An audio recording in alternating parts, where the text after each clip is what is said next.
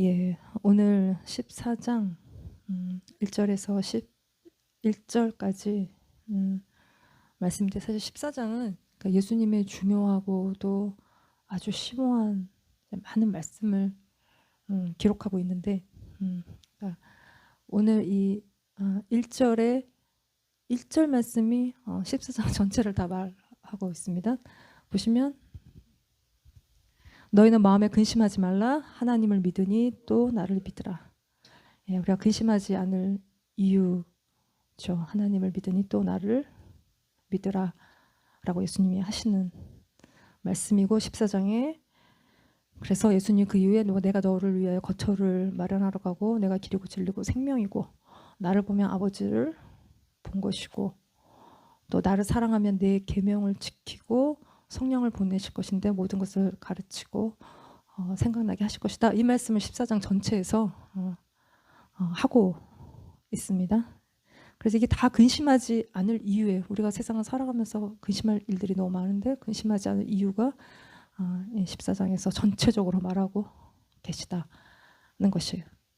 그래서 예수님이 죽으시기 전날 최후의 만찬 때 마가의 다락방에서 이 이야기가 요한복음 13장에서 17장까지의 이야기, 마가의 다락방, 고별 설교, 예수님의 유언과도 같은 말씀이 이제 14장에 기록되어 있는, 그러니까 가룟 유다가 이제 빠지고 예수님이 제자들에게 더 디테일하게 말씀하고 계신 것이에요. 그래서 너희는 마음에 근심하지 말라는 것입니다. 마음의 heart, 카르디아. 요 마음은 단순히 우리의 근심 걱정이 머리에서 이렇게 막 맴돌다가 입으로 툭 나오는 것이 아니라 우리의 생각이 계속 깊은 곳에 들어가서 그 깊은 곳에서부터 출처가 우리 내면의 깊은 곳에서부터 나오는 것이에요. 이 깊은 곳에 근심도 나오고 평안도 나오는 내면의 그 중심, 정신적이고 영적이고 하나님과 관계된 우리 안에 있는 그 깊은 곳, 우리의 마음을 다해서 주 너의 하나님을 사랑하는 그 깊은 영역에서의 우리의 이게 이제 이 생각들이 올라온다는 것이에요. 그래서 이 근심은 근심하지 말라 할 때 이 근심, 이건 트러블로 되어 있는 걱정, 근심이에요. 그래서 이거는 헬라어로 타라소. 그래서 막 우리의 마음의 중심이 휘저어지는, 그리고 무슨 어떤 일들로, 이해되지 않는 일들로, 내가 어떻게 해야 될지 모르겠는 일들로 우리가 심각하게 요동치고 있는 상태. 그리고 우리가 막 어떤 일들로 우리 존재가 마구 흔들리고 있는 상태, 이게 이제 걱정하고 있는 상태인 것입니다. 왜냐하면 제자들은 예수님을 3년 반 동안 따라다니 예수님이 이제 곧 굉장히 처참하게 죽으실 것이기 때문에 꿈과 희망이었죠. 예수님이 죽으실 것이고 자기들도 제자라는 이유로 무슨 일을 당할지 알 수가 없고, 예수님과 함께 그 나라를 이들이 꿈꾸었는데 이게 다 소망이 사라져버리는, 한마디로 나라 잃은 슬픔이 정말 제자들에게 찾아오는 그 때가 되었기 때문에 그런 것입니다. 그래서 예수님이 자기가 계속 죽을 거라고 말씀하시고 가룟 유다는 배신할 거고 베드로는 부인할 거고 이런 막 이렇게 어두운 많은 이야기들 속에 제자들이 근심하고 불안하고 두렵고 그런 마음들이 차오르는 이제 막 이제 어떤 사건이 벌어지면 이제 공황 상태가 자신들의 삶 가운데 마음 중심에 벌어질 것이기 때문에 그들이 두려워하고 있는 상황이다. 이거를 예수님이 아십니다. 제자들의 근심의 이유를 아시고 또 우리의 마음의 근심의 이유도 주님이 아신다는 것이에요. 우리는 무엇 때문에 혼란하고 불안하고 두렵냐는 것이죠. 그러니까 생각이 혼란하다는 것은 우리가 걱정 근심이 우리 안에 가득하다는 것이에요. 이게 이제 무슨 일을 겪고 있는데 이게 이제 해석이 되지 않습니다. 이게 왜 이런 일이 일어났는지, 또 내가 그 속에서 뭘 어떻게 해야 되는지 우리가 알 수 없을 때 우리의 마음이 걱정, 근심이 차오르고, 또 이렇게 이게 일이 이렇게 계속 진행이 되면 무슨 일이 벌어질 텐데 알면서 우리가 손쓸 수 없을 때 우리는 극도의 불안과 긴장감을 느끼게 된다. 그런 것이죠. 우리는 연약하고 제한적이고 미래를 알 수 없고 내가 핸들할 수 있는데 한계가 있고 인생에 감당되지 않는 일들이 또 내 뜻대로 되지 않는 일, 내 뜻과 상관없는 일들이 벌어질 때 우리가 불안하고 두렵다는 것이죠. 그래서 이렇게 실제로 우리의 삶에는 걱정, 근심 죄 많은 세상 속에서 사건 사고가 끊이지 않는다. 이게 우리의 삶의 현실이다는 것이.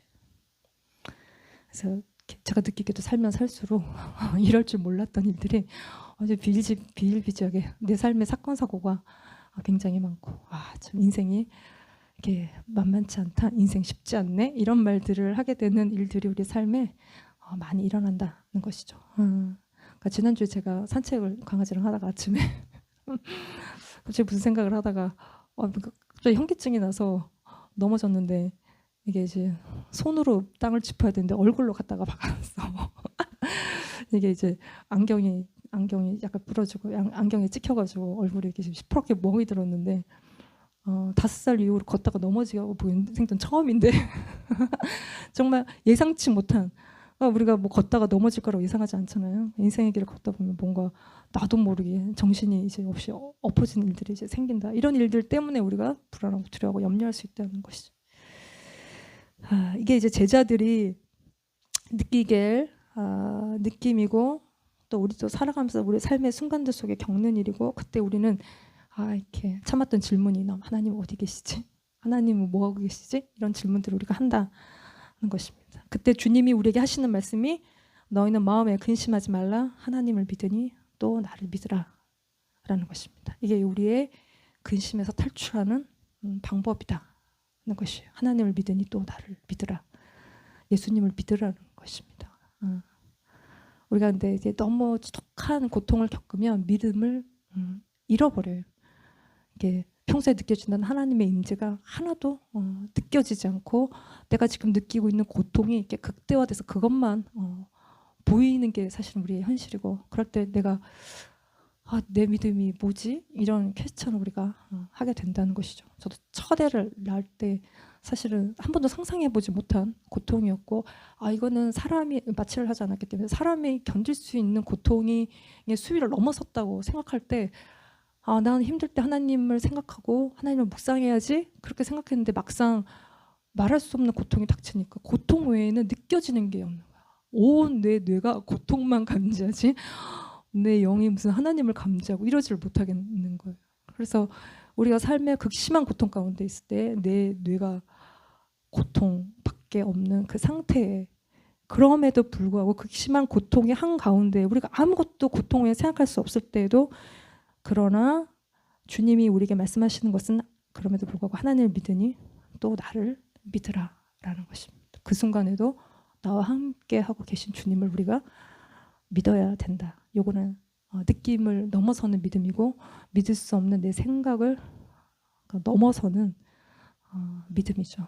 함께하고 계신 것을 우리가 의지적으로 믿어야 된다는 것입니다. 그래서 제자들 유대인이잖아요. 그러니까 유대인들에게는 하나님을 믿는 한 분, 하나님을 믿는 그 신앙이 있어요. 그래서 하나님을 믿는 것처럼 예수님 자신을 믿으라는 것입니다. 그러니까 예수님과 아버지가 하나다는 것이에요. 그래서 우리가 어떤 근심스러운 상황 속에서 예수님을 믿으라, 끝까지 믿으라, 선하신 하나님, 좋으신 하나님, 합력하여 선을 이루신 하나님, 결국 모든 것을 선하게 주님께서 다 결국 그렇게 하실 것을 믿는 그 믿음으로 믿으라는 것입니다. 그래서 이거는 지금 믿으라는 거야. Believe in God, believe also in me. 그러니까 지금 믿는 것이요. 내가 왕년에 막 믿음 좋았던 거, 막 라떼, 뭐 이제 이런 게 아니고, 또 뭐 조금 생각해보고 어쩌고 하는 그 믿음이 아니라, 지금 내 문제의 한복판에서 예수님이 자기를 믿으라고 하시는 거예요. 신뢰해라, 의지해라는 것입니다. 이게 우리 삶의 모든 근심, 걱정에서 탈출하는 방법이다는 것입니다. 그래서 예수님의 죽으심으로 인해서 제자들이 근심하게 될 것인데, 이 예수님은 자신이 죽는 것에 대해서 그런 근심이 가득한 제자들에게 자기의 죽음에 대해서 말씀하시기를, 2절 말씀을 보시면 같이 읽읍시다. 2절 3절. 내 아버지 집에 거할 곳이 많도다. 그렇지 않으면 너에게 일렀으리라. 내가 너희를 위하여 거처를 예비하러 가노니 가서 너희를 위하여 거처를 예비하며 내가 다시 와서 너희를 내게로 영접하여 나 있는 곳에 너희도 있게 하리라 하는 것입니다. 예수님이 자기가 죽으시는 것에 대해서 간다고 말씀하세요. 어디로 가십니까? 그리고 어디로 왜 가십니까? 보면 아버지 집에 간다는 거예요. Father's house. 예수님이 아버지의 집으로 가시는데 이게 우리가 궁극적으로 돌아가야 할 본향, 하나님이 계시는 우리의 영원한 본향이죠.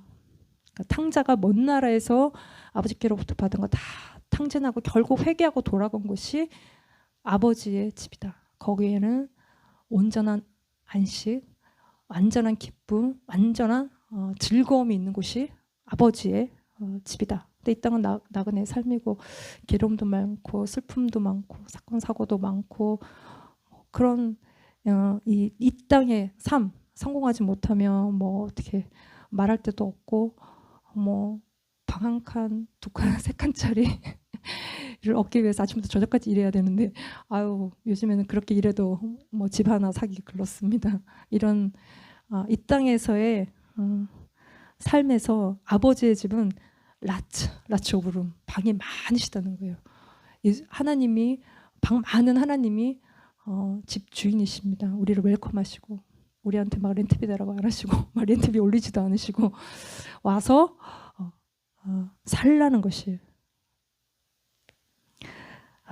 그래서 우리를 완전히 용납하시고 하나님의 영광의 빛 가운데 함께 영원히 살아가는 완전한 대만족, 대기쁨, 대행복이 있는 곳이 이제 아버지의 집이다 하는 것입니다. 그 아버지의 집으로 예수님께서 지금 가시는 것이고 예수님이 거기서 오셨고 오시는 곳으로 다시 돌아가신다는 것이에요. 그래서 아버지 집에 거할 곳이 많다. 그렇지 않았으면 너에게 일렀다는 것입니다. 거할 곳이 굉장히 많은데 정말 거할 곳이 있는 게 아니었으면 방 없다고 얘기했을 거라는 거예요. 방 많다는 얘기를 예수님이 지금 하고 계신 것이에요. 그러니까 아버지 집에 방이 막 엄청 많아요. 막 방 한 칸에 막 3명씩 쉐어하고 막 그러지 않아도 되고 막 방이 너무 많아요. 이거를 이 하늘에 있는 이 아버지의 집을 그대로 갖다가 놓은 게 예루살렘 성전 성막이에요. 이게 하나님의 거하신 처소잖아요. 거기에 예루살렘 성전에 방이 굉장히 많아요. 제사장들이 거기서 일하고 뭐 그런 용도로 만들어 놓은 하나님의 거하시는 성전의 여러 방들이에요. 그래서 하나님의 집에 하나님의 사람들이 하나님을 섬기며 살아가는 이게 성전 공간의 그 실제가 이게 하늘이 모형인 거고 그걸 갖다가 놓은 게 성전의 모습인 것입니다. 그래서 그 성전의 방처럼 거할 곳이 많은 아버지 집에 예수님이 왜 가시냐 하면 내가 너희를 위하여 거처를 예비하러 간다는 것입니다. 그러니까 I go to prepare a place for you. 그러니까 너를 위해서 place를 prepare 한다는 것이죠. 혼자 가시지 않고 우리도 데려가신다는 거예요.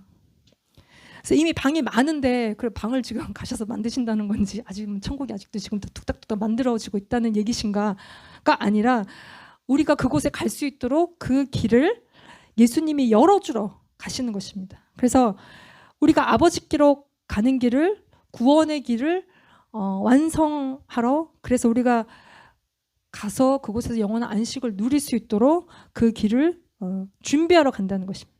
그래서 3절에 가서 너희를 위하여 거처를 예비하면 근데 예수님이 거처를 예비하러 어떻게 가십니까? 죽으시고 부활하시고 승천하셔서 아버지 집에 가시고 믿는 자들 우리를 데리러 가시기 위해서 거처를 마련하면 우리를 데리러 오시겠다는 것이에요. 그래서 예수님이 죽으시고 부활하심으로 하나님과 우리를 화목하게 하셨습니다. 그래서 우리가 아버지 집에 갈 수 있어요. 그렇게 거처를 마련하셨고 다시 오셔서 그 집으로 우리를 이제는 데리러 가실 거라는 것이에요. 그래서 나의 있는 곳에 너희도 있게 하리라. 그래서 영원히 예수님과 안식할 것이에요. 이게 이제 우리의 소망이죠. 그래서 예수님이 우리를 살리러 오셨고 다시 데리러 오시기 위해서 또 다시 오실 거라는 것이에요. 그래서 아버지의 집으로 갈 수 있도록 길을 열어주셨고 그리고 오셔서 우리를 그 집으로 데려가신다는 거예요. 우리가 그 예수님을 지금 다시 오실 예수님을 우리를 데리고 아버지 집으로 데려가실 그 예수님을 우리가 지금 기다리고 있다는 것이에요. 그래서 우리가 더 이상 세상 즐거운 거 빠져 살지 않고 예수님을 기다리는 삶을 우리가 이 땅에서 사는 것이에요. 이 말씀의 배경이 유대인의 결혼 풍습에 있어요. 유대인들의 결혼 풍습에는 약혼, 정혼, 결혼 이 세 단계가 있습니다. 약혼은 언약의 관계시 결혼의 시작이에요. 그러고 나면 정혼의 관계로 넘어가는데 정혼의 관계는 같이 살지도 않고 뭐 육체적인 관계도 하지 않지만 법적으로 공적으로 결혼한 상태예요. 왜냐하면 신랑이 신부를 값을 주고 샀기 때문에. 그러니까 신랑이 신부를 데려올 때 그냥 우리는 그냥 오잖아요. 오히려 더 많은 걸 갖고 남편한테 결혼하러 오는데 여기는 신랑이 신부를 사야 돼. 그래서 뭐 얼마인지는 각자의 가치에 따라 값이 매겨지는데 신랑이 신부를 얻기 위해서 돈을 주고 지불하면 그때부터 정혼의 관계가 시작된 것이고, 그러면 신랑은 신부를 데려오기 위해서 1년 동안 살 거처를 마련하러 가고, 그러는 동안 신부는 신랑과 함께 살 그러니까 준비를 하는 신부 단장을 하는 것이죠. 그러고 나면 다시 와서 결혼식이 열리고 함께 거하는 삶이 시작이 되는 것이. 그래서 이게 마리아와 요셉의 관계였고, 그 정혼 관계죠. 마리아 예수님의 아버지 어머니의 관계가 이렇게 정혼 관계였고, 그러니까 지금 우리의 예수님과의 관계도 이 정혼 관계인 것입니다. 예수님이 피값으로 우리를 신부로 사셨어요. 그리고 예수님이 가셨습니다. 거처를 마련하러. 그리고 다시 오실 것이고, 어린 양의 혼인잔치가 다시 오시면 열릴 것이고, 우리가 그분과 영원히 거하는 그 결혼 관계가 시작되는 것입니다. 그래서 이게 구원의 큰 그림이죠. 결혼을 통해서 말씀하시는 구속사의 전체 이게 그림인 것입니다. 그래서 우리가 이 마지막 때, 예수님이 다시 오시는 마지막 때에 우리가 두려움과 환난을 이기는 것이 이거를 바라보는 것입니다. 그리고 내 삶의 근심을 이기는 것도 이 다시 오실 예수님을 바라보는 것이. 그래서 우리의 삶의 고통, 어려움, 예기치 못한 여러 가지 일들은 주님이 우리를 이렇게 깨우시는 것입니다. 그래서 이 땅의 좋은 것에 막 젖어 살지 말고, 아니면 또 우리 삶의 걱정, 근심에 막 매여가지고 살지 말고 다시 오실 주님을 기다리고 바라보라고 우리를 깨우시는 것이에요. 그래서 하나님을 믿고 예수님을 믿는 삶을 사는 것입니다. 다시 오시겠다고 말씀하시는, 내가 다시 와서 나 있는 곳에 너희도 있게 하리라 하시는 말씀을 믿고 가신 주님을 기다리는 것이에요. 뭐 글쎄 적절한 예인지 모르겠지만, 옛날에 어려울 때 홀로 키우는 홀어머니가 애를 고아원에 맡겨요. 그리고 엄마가 데려올 테니까 여기서 말 잘 듣고 있어. 그러면 간 엄마를 걔는 언제 오나, 힘든 고아원 생활을 막 경쟁이 치열하면 하나 뭐 얻어먹는 것도, 그 속에서 아이는 엄마를 계속 기다리는, 얼마나 기다리겠어요? 우리도 이 땅에서 어렵고 힘들지만 이렇게 우리를 다시 데려가실 주님을 우리가 이제 끝까지 기다린다는 것이. 그래서 절대적인 신뢰, 피로 값주고 사신 주님의 신부를 주님은 하나도 잃어버리지 않을 것이고, 아무리 밤이 어두워도 주님은 우리를 이 땅에서 끝까지 지키고 그래서 보호하실 것이라는 것이에요. 그리고 또 말씀하시기를, 이게 이제 1, 2, 3절 말씀이죠. 명료하게 자기가 어디로 가는지 왜 가는지를 딱 떨어지게 말씀하시고, 4절부터는 그러니까 13장 끝에 베드로에게 말해대요. 주여 어디로 가시나이까? 뭐 저도 따라가겠다. 뭐 그러니까 너는 못 온다. 그래도 목숨 바치겠네. 했던 그 예수님의 말씀, 그 베드로와의 대화 속에서 하신 말씀에 대한 또 다른 이야기인데, 4절 5절 말씀을 같이 읽읍시다. 내가 어디로 가는지 그 길을 너희가 아느니라. 도마가 이르되 주여 주께서 어디로 가시는지 우리가 알지 못하거늘 그 길을 어찌 알겠사옵나이까. 예. 내가 어디로 가는지 그 길을 너희가 안다. 그랬더니 알만한 것이죠. 어디 가는지 1, 2, 3절을 예수님 얘기하셨어요. 근데 이제 도마가 좀 이해가 되지 않습니다. 그래서 5절에 도마가 이르되 주여 주께서 어디로 가시는지 우리가 알지 못하거나 그 길을 어찌 알겠사옵나이까. 그러니까 도마는 이렇게 말귀를 잘 못하고 예수님의 말씀을 깨닫지 못해요. 이게 그래서 성령의 도우심, 조명이 필요한 것이죠. 말씀을 밝히 깨닫게 하시는. 그래서 예수님이 다시 말씀하십니다. 6절 말씀에 예수께서 이르시되 내가 곧 길이요 진리요 생명이니 나로 말미암지 않고는 아버지께로 올 자가 없느니라. 여기서 다시 예수님이 에고에이미를 하십니다. 나는 길이고 진리요 생명이다. 이게 자신에 대한 신적 표현이죠. 그러니까 우리의 거처를 마련하러 가시는 예수님이 길이고 진리고 생명이신 것입니다. 예수님이 우리의 길이고 진리고 생명이시기 때문에 우리를 아버지 집으로 인도하실 수 있는 것이에요. 그래서 길이고 진리고 생명 되신 예수님으로 말미암지 않고는 우리가 아버지께로 갈 방법이 하나도 없다는 것입니다. 올 자가 없다는 것이에요. 그래서 우리가 진짜 예수님이 누군지를 아는 것이 구원이고 영생이고 아버지께로 가는 길이다는 것이에요. 이 예수님을 아는 것이 우리 인생의 답이라는 것이에요. 세상 엄청 많은 지식들, 그거 치면 나오는 그 수많은 그 잔 지식들이 우리를 진리에 이르게 하는 것이 아니라 예수님이 누구신지 안다면 네 인생에 구원이 있고 답이 있다. 그 예수님을 만나는 것이 이제 구원인 것입니다. 그래서 우리가 다 구원자를 기다린다는 것이죠. 죄된 세상 속에서 우리의 여러 속박 속에서, 그러니까 인생이 고통이기 때문에 사람들은 인생이 뭔지, 인생의 의미를 많이 생각하고, 그것 때문에 종교가 나오고 철학이 나오고, 천재적인 철학자들은 뭐 인생의 고통에 대해서 수많은 대답을 내놓고 삶과 뿐에 대해서 수많은 얘기들을 하지만 그것도 진리가 아니고 자신들의 고민의 과정의 한 그러니까 조각일 뿐인 것이죠. 거기에 답이 있는 것이 아니다. 것입니다. 그래서 인생의 괴로움, 고통에서 벗어나기 위해서 모든 죄와 문제에서 해방시켜줄, 우리가 의지하고 예배할 어떤 존재는 갈구하고 밥 먹는 욕구가 아닌 깊은 영적인 어떤 욕구를, 갈망을 채울 내 속의 근본적인 고민과 질문을 해결해 줄 분에 대한 갈망, 이게 예수님이라는 거예요. 이게 우리를 하나님에게로 연결해 주는 분이 예수님이다는 것입니다. 우리 안에 에덴에 대한 갈망, 에덴으로 돌아가고자 하는 그 갈망을 채우는 분이 예수님이다는 것이, 그분이 길이고 더 웨이, 더 유일한 길인 것입니다. 그 길을 발견하지 못했기 때문에 세상이 신음하고 있는 것이고, 우리의 자식들도 방황하고 또 반항하고 있는 것이, 답은 유일하신 길이신 예수님을 만나는 것이다는 것입니다. 그래서 탕자는 아버지 집으로 돌아가야만 했다는 것입니다. 세상에서는 쓰레기통을 뒤지는 삶을 살 수밖에 없다. 우리가 지금은 쓰레기통 뒤지지 않지만 세상은 더 쓰레기통보다 험해졌습니다. 마약에 노출이 되고 성매매에 노출이 되고, 아버지 집이 아닌 세상에서는 다 그런 일을 겪고 살아가는, 그래서 아버지 집으로 돌아가야 된다. 그 길이 예수님이고, 예수님을 만나야 비로소 우리의 정말 이 복잡한 마음이 안식을 얻을 수 있고 평안을 얻을 수 있다는 것입니다. 그 전까지는 계속 방황이다. 그래서 예수님이 먼저 죽고 부활하시고 승천하심으로 우리가 아버지께로 가는 길을 확실하게 열어주셨다는 것입니다. 그래서 아버지께로 가는 유일한 길이 예수님이시고, 다른 이로서는 구원을 받을 수 없고 하나님과 우리 사이의 중보자도 한 분, 예수님이시라는 것입니다. 그래서 우리의 길이 되신 예수님은 또한 true, 진리이시라는 것이에요.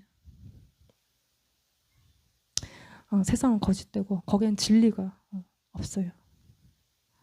우리의 마음과 생각을 다 뺏고 우리 눈을 가리는 것들입니다. 헛된 진리를 추구하며 우리 인생 전부를 다 낭비하게 만든다는 것입니다. 그래서 진리를 알지니 진리가 너를 자유케 하시는 예수님을 만나고 예수님을 아는 것, 예수님이 진리이신 것입니다. 그래서 세상, 철학, 어떤 그런 것들로는 진리에 이를 수가 없는, 구원에 이르게 하지 못하는, 오히려 우리를 지옥 가게 하는 그런 거짓된 진리다. 그래서 하나님의 뜻이, 하나님의 말씀이 본질적 진리이고 하나님께로 이끄는 예수님이 진리이신 것이에요. 그러니까 영원한 시대와 상황과 여러 가지에 따라 달라지는 것은 진리가 아니죠. 영원한 것이, 예나 지금이나 동일한 것이 진리인 것이. 그래서 내 전부를 들여 따를 만한 그것이 진리고, 진리를 발견하는 그 깊은 진리를 하나님의 말씀 속에서 예수님을 발견하는 것이 진리다. 예수님 안에 지혜와 지식의 모든 보화가 감추어져 있다는 것입니다. 그래서 예수님은 하나님의 본질, 그 하나님의 진리를 드러내시는 진리이시다는 것이에요.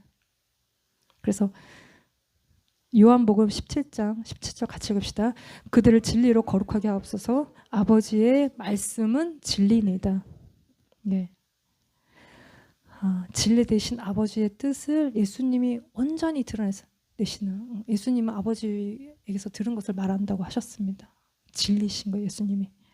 그리고 사랑 없는, 또 신이 없다고 말하는 세상에서 아버지의 사랑과 은혜를 밝히 드러내시는 진리다. 그래서 예수 그리스도 안에 하나님의 진리와 지식의 보화가 감추어져 있다는 것입니다. 그래서 예수님을 통해서 우리가 근본 하나님에 대한 진리를 배우고, 이 진리는 빛이죠. 빛이 오면 진리를 깨닫게 돼요. 그래서 예수님이 빛이고 참 빛이고 곧 세상에 와서 각 사람에게 비추이는 그리고 진리가 없는 어두운 세상에 빛을 비춰주시는 그 진리라는 것입니다. 예수님이 빛이고 진리시다. 그러니까 세상은 뭐 굉장히 엄청 발달해 가고 있는 거죠. 맞아, 빛된 세상처럼 보이지만 이거는 그냥 문명의 빛은 그냥 편리함인 것이지 진정한 빛이 아니다 하는 것입니다. 그래서 요한복음 1장 4절도 보시면 그 안에 생명이 있었으니 이 생명은 사람들의 빛이다 하는 것입니다. 예수님 안에 생명이 있고 이게 이제 빛과 진리가 예수님 안에 있는 것입니다. 근데 원래 우리는 생명이 없었고 어둠 가운데 있었던 자들이다. 근데 예수님이 우리에게 진리의 빛을 비추시고 그 진리가 우리에게 영원한 생명을 주시는, 그러니까 죄와 모든 사망을 이기고 승리하신 예수님이 우리에게 생명을 주시고 그분이 우리의 길이고 진리임을 우리가 깨달을 때 우리 안에 영원한 생명이 오는 것입니다. 그래서 예수님 우리의 길이고 진리고 예수님은 하나님과 본질적으로 하나이시기 때문에 예수님도 본질적으로 진리시라는 것이에요. 그래서 7절 말씀을 또 보시면 너희가 나를 알았더라면 내 아버지도 알았으리로다. 이제부터 너희가 그를 알았고 또 보았느니라. 그러니까 요한복음이 그러니까 요한이 요한복음 1장에 쓰고 있는 말을 잘 풀어서 예수님이 제자들에게 지금 하고 계신 것이에요. 그러니까 예수님이 누구신가? 이게 복음의 핵심이고 구원의 핵심이죠. 예수님이 누구신지를 아는 것에, 그래서 믿는 것에 구원의 길이 이제 있는 것이에요.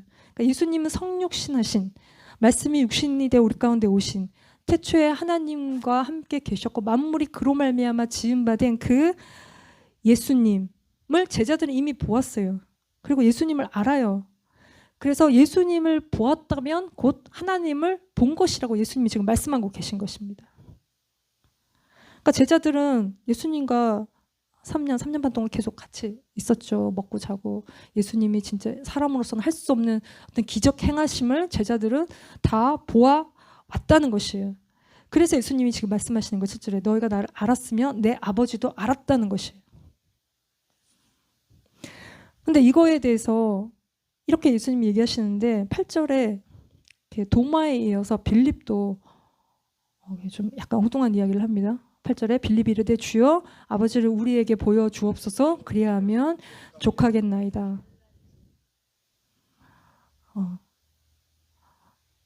아버지를 보여주면 인업하겠다는 것이. 예수님은 나를 알았으면 아버지를 알았다고 얘기하는데 자꾸 이 빌립은 자꾸 보여달라는 거예요. 부족하다는 것이죠. 예수님은 내가 지금 어디로 가는지 내가 길이고 진리고 생명이고 나를 봤으면 아버지를 본 거라고 얘기하는데 이 빌립이 이게 이제 무슨 사후생처럼 이렇게 계속 자꾸 보여달라는 거예요. 보여달라고. 이게 부족하다는 거예요. 내가 봐야지 믿겠다는 거예요. 그러니까 불신이죠. 이게 믿음이 없는 상태인 것입니다. 근데 예수님이 하나님을 믿으니 또한 옳소. 또 나를 믿으라는 거예요. 네가 하나님을 믿냐? 그러면 나를 믿으라는 것이에요. 그러니까 예수님을 하나님으로 믿지 않기 때문에 이 빌립은 자꾸 보여달라는 것입니다. 그런다고 볼 수 있는 하나님이 아니다 하는 것이죠. 하나님은 영이시고 죄인의 눈으로 볼 수 없고 본다면 우리가 그 감당할 수도 없는 무게이고 우리는 예수님을 통해서 말씀이 육신이 되어 오신 예수님을 통해서 우리가 하나님을 본다는 것입니다. 그래서 우리가 예수님을 보라는 것입니다. 다니엘 10장에서처럼 다니엘이 금식하고 막 그러면서 환상 가운데 보았던 그 천상에 계신 예수님은 뭐 이렇게 금띠 두르시고 막 빛 가운데 계신 그 예수님이 제자들 앞에 사람의 모습으로 육신의 모습으로 우리가 감당 못하니까 이렇게 빛 이런 거 다 리듀스해서 다 빼고 이렇게 인간의 모습으로 와서 제자들 앞에 있으십니다. 그 자기를 보라는 것이에요. 내가 하나님이라는 것입니다. 2000년 전에 예수님이 오셨죠.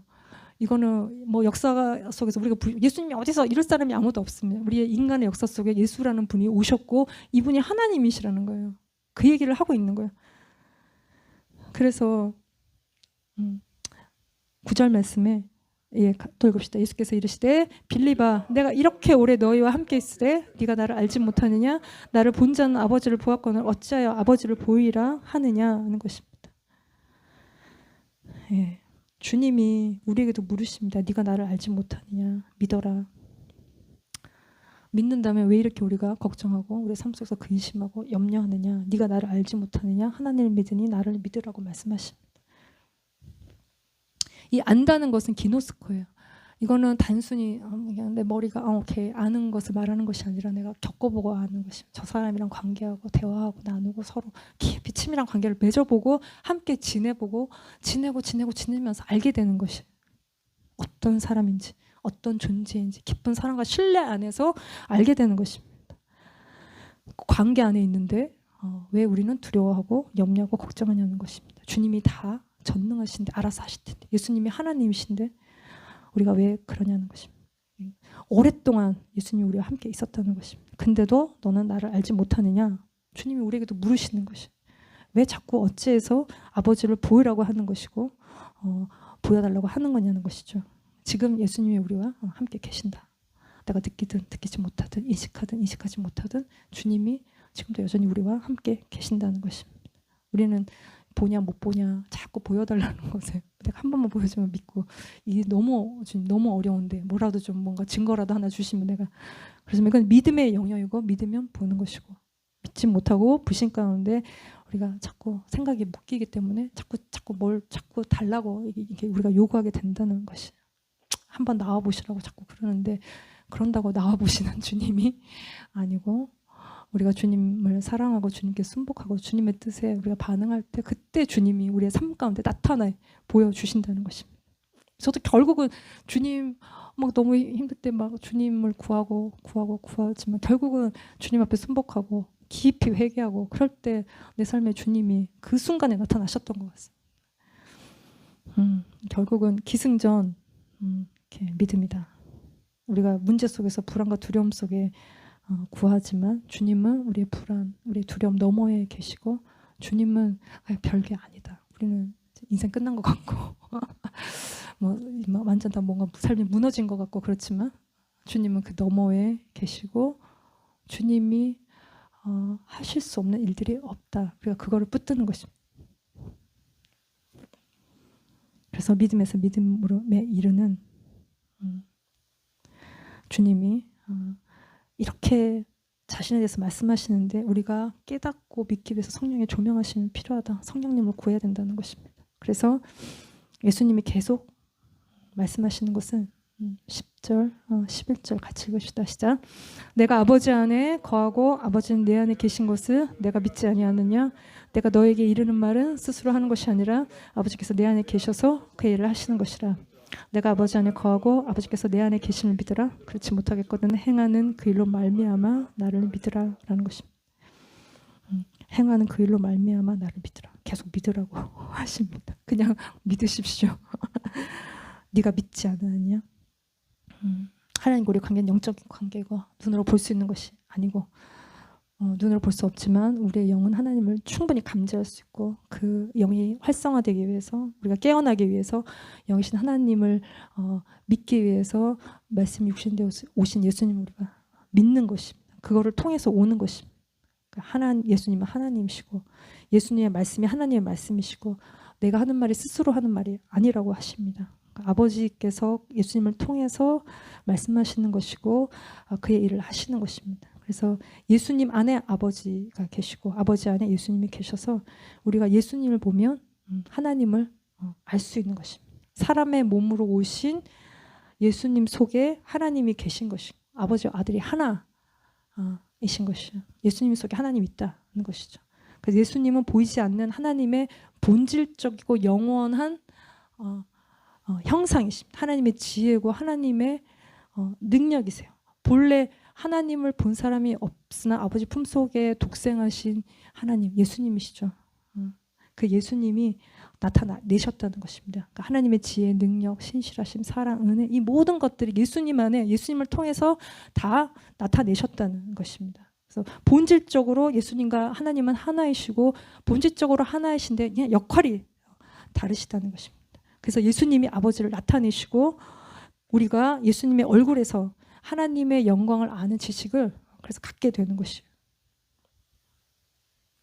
이게 이제 예수님을 통해서 하나님을 나타내시는 건 이게 놀라운 신비인 것입니다. 이게 누구와 인간의 머리로 상상할 수 있겠는가라는 것이에요. 그래서 모든 진리, 예수님에 대한 믿음, 성령님이 우리 안에 빛을 비춰주실 때 이게 뭔가 자꾸 보여달라는 걸 넘어선 이게 우리 이성이잖아요. 자꾸 보겠다는 건 그거를 넘어선 그 예수님이 우리 안에 계신 거, 이건 놀라운 사건. 예수님이 우리 안에 계신다는 것은 대단한 사건이에요. 이걸 깨닫고, 이건 또 말씀을 통해서 깨닫고, 예수님께서 우리의 삶에 행하시는 일들을 통해서 우리가 깨닫는다. 우리의 삶에 일어나는 일들이 그냥 일어난 것이 무엇이 있간 무엇이 있겠습니까?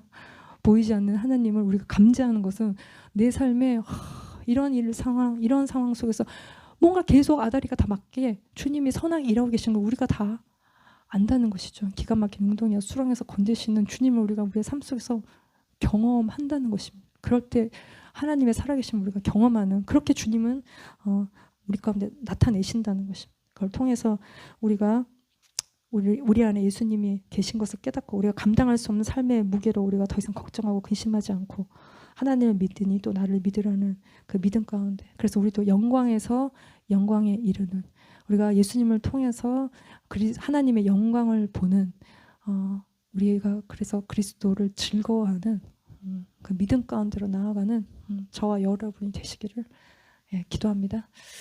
아멘. 같이 기도하겠습니다. 하나님, 우리의 삶의 모든 문제들 가운데 우리가 예수님이 우리의 길이고 진리고 생명 되신 주님을 우리가 믿고 바라보는 저희들 되게 하여 주시옵소서.